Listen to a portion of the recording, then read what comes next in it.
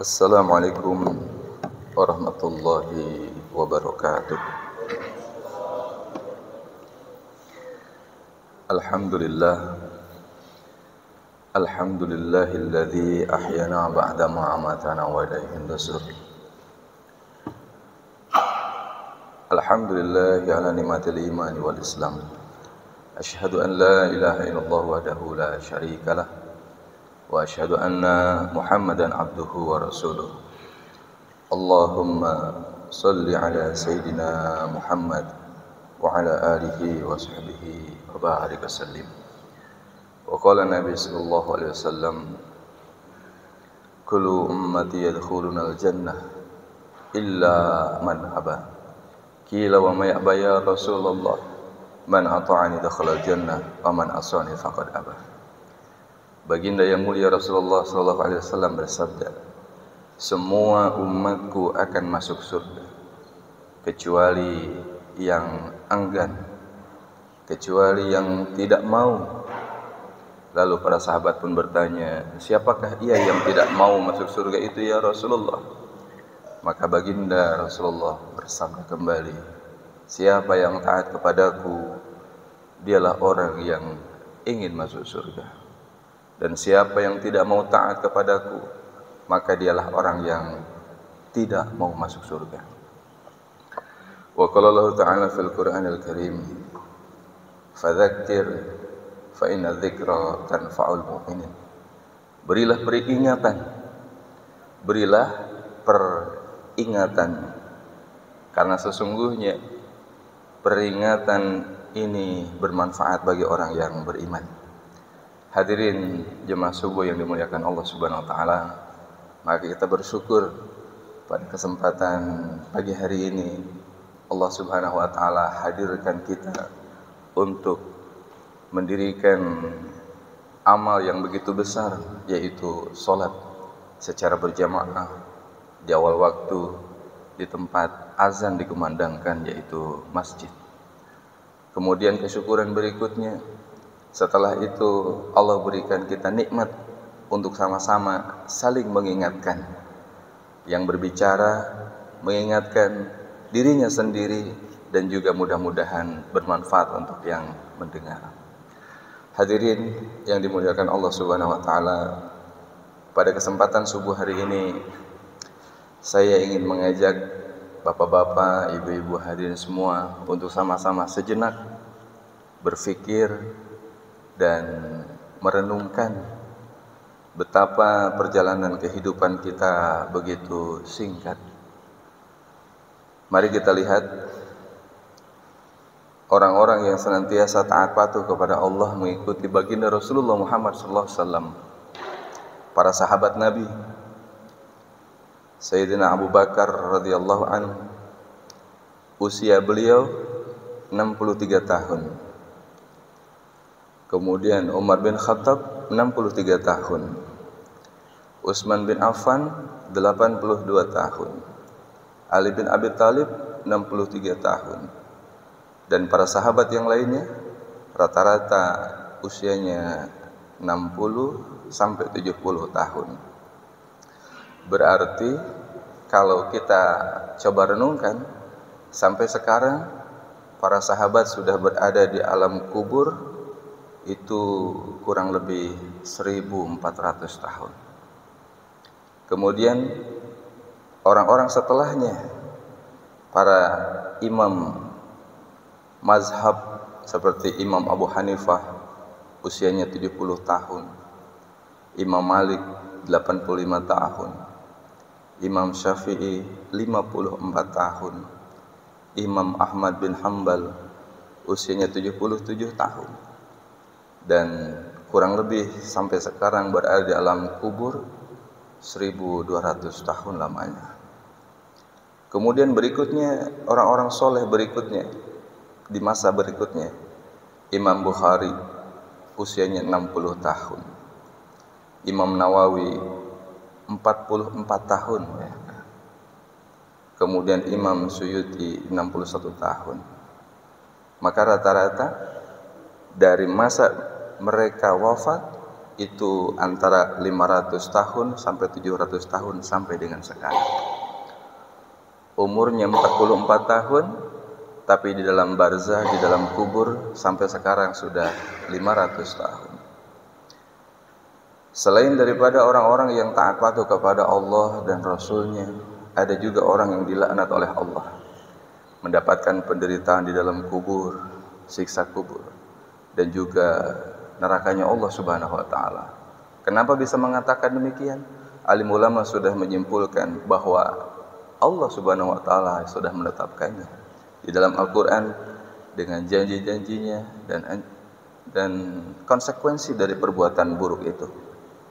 Contoh, Fir'aun Ramses II, usianya di dunia kurang lebih 90 tahun.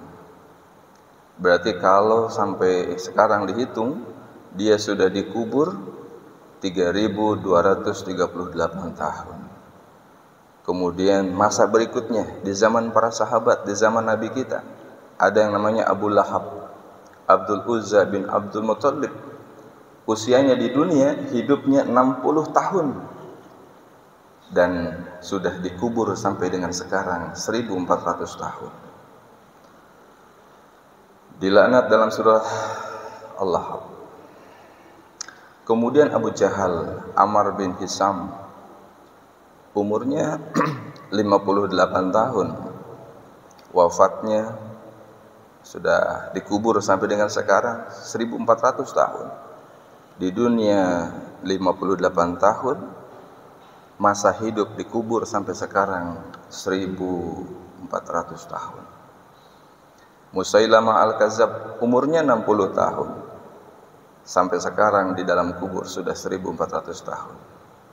Abdullah bin Ubay bin Salul usianya 63 tahun dan dikubur sudah 1400 tahun.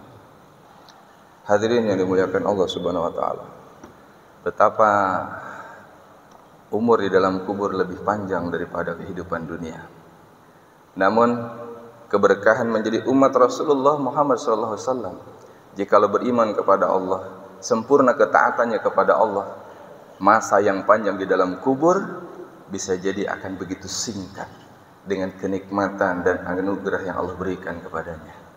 Jikalau Allah mampu memendekkan masa Ashabul Kahfi 300 tahun lebih tertidur di dalam gua, kemudian ketika mereka terbangun seperti terbangun sekejapan mata saat tidur kala itu.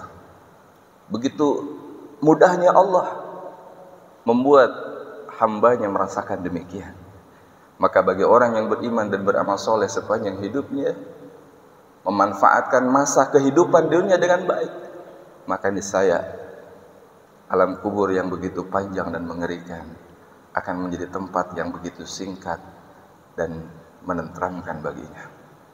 Namun sebaliknya, hadirin yang dimuliakan Allah Subhanahu wa taala, bagi manusia yang gagal memanfaatkan kesempatan hidup di dunia yang singkat dan sementara ini, betapa malangnya di dalam kubur begitu panjang, mendapatkan penderitaan yang begitu hebat sampai hari kiamat. Sampai hari kiamat. Maka mari kita waspadai peluang kita untuk mendapatkan bencana yang besar. Kalau kesulitan dunia masih kesulitan kecil saja. Ada orang kekurangan harta, kesulitan kecil.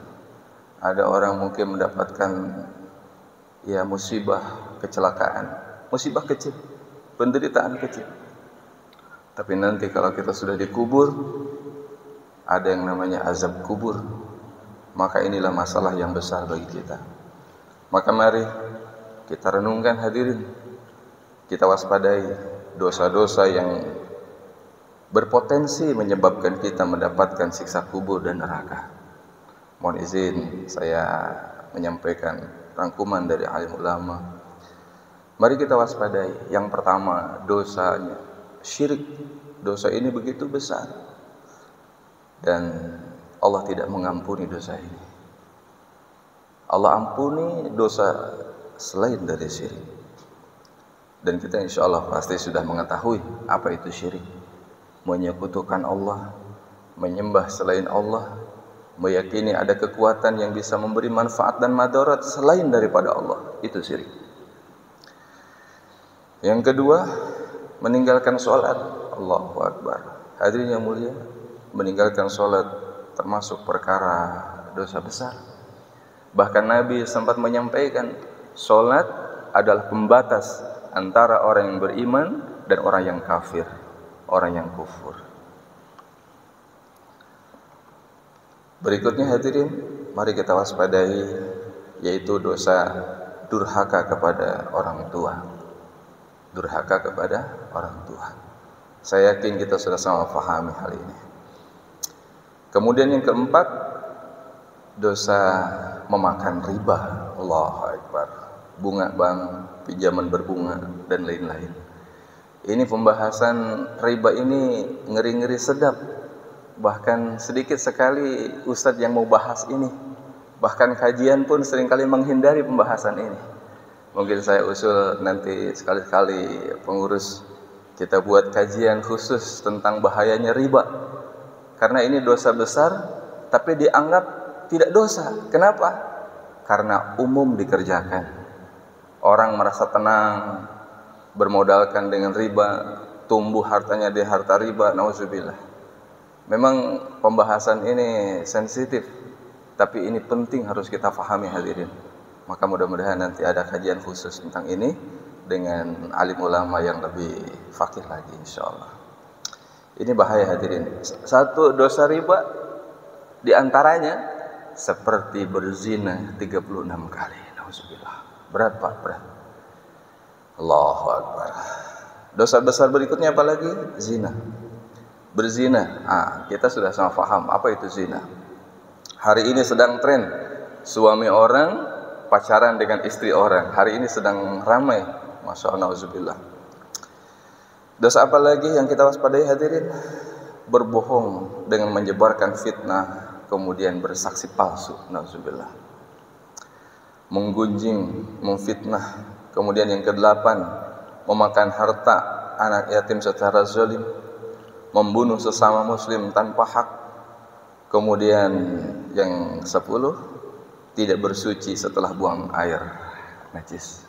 Hadirin yang mulia, pastikan pakaian kita saat kita menghadap kepada Allah dalam sholat, pakaian luar, pakaian dalam sudah terhindar dari kotoran najis, buang air kecil, buang air besar kita.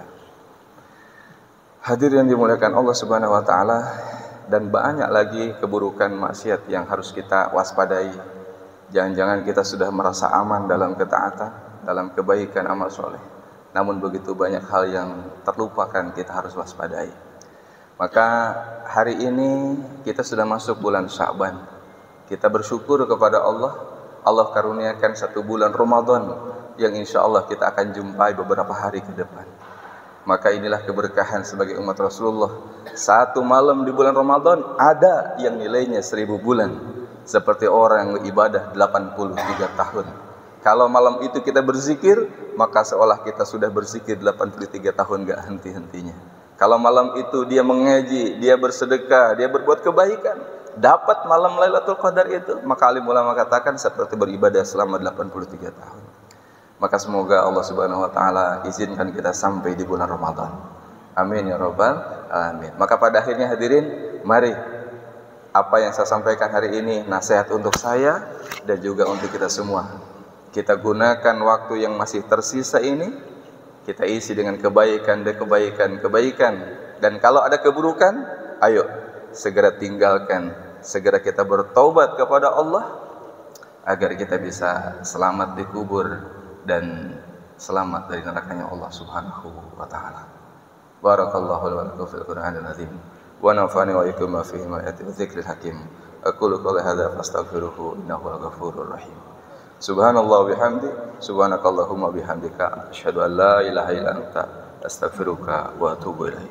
Assalamualaikum warahmatullahi wabarakatuh.